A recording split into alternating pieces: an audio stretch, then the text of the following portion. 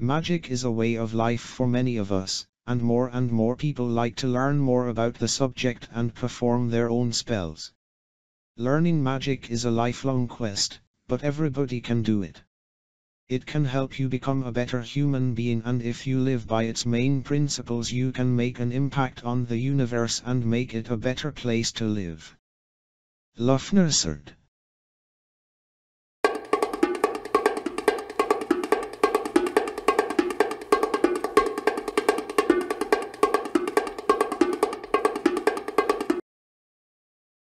Lughnasadh. Lughnasadh is a pagan holiday and one of the 8 witchcraft sabbats during the year. Each sabbat marks a seasonal turning point.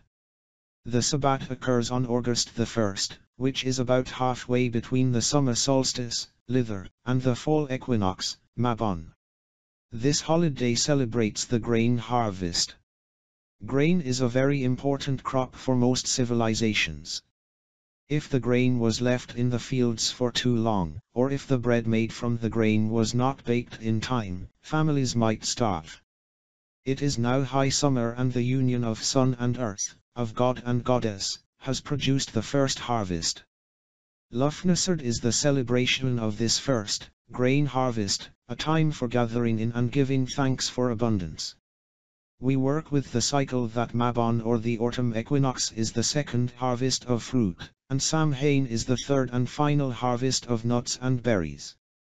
The word Lughnasadh is derived from loaf mass and is indicative of how central and on it is the first grain and the first loaf of the harvesting cycle. In early Ireland, it was not good to harvest grain before Lughnasadh. If you did harvest before then, that meant that the harvest from the previous year ran out before the next harvest was ready. This meant that the farmers would have failed in providing for their community.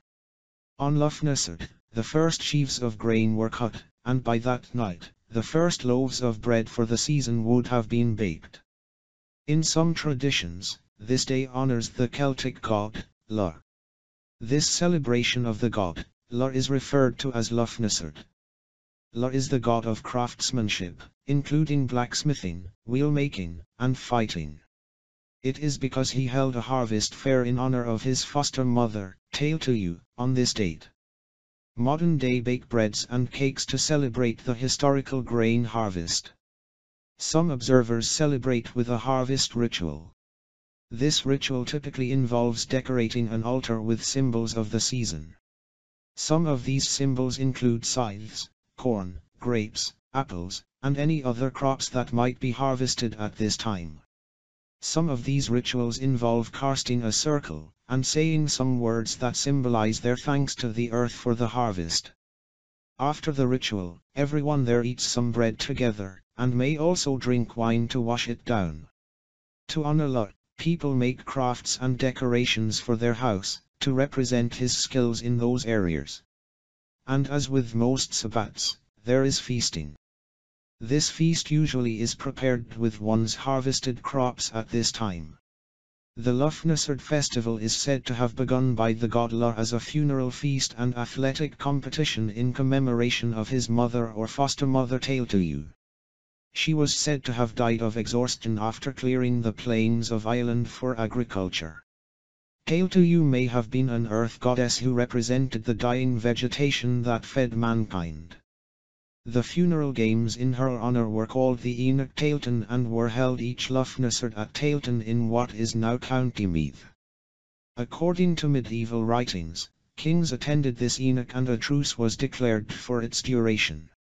It was similar to the ancient Olympic Games and included ritual athletic and sporting contests, horse racing, music and storytelling, trading, proclaiming laws and settling legal disputes, drawing up contracts, and matchmaking. At Tailteann, trial marriages were conducted, whereby young couples joined hands through a hole in a wooden door. The trial marriage lasted a year and a day, at which time the marriage could be made permanent or broken without.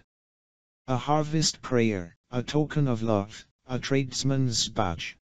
The ancient art of braiding a corn dolly is almost as old as wheat itself. Corn dollies were created all over Europe to celebrate the scything of the last sheaf. According to legend, it was believed that the spirit of the corn, a fertility spirit made homeless by the harvest, must be accommodated if a good crop was to be forthcoming the following year. Stalks from the last sheaf would be woven together into a shape or figure, in which the spirit would overwinter and emerge, restored, in the spring.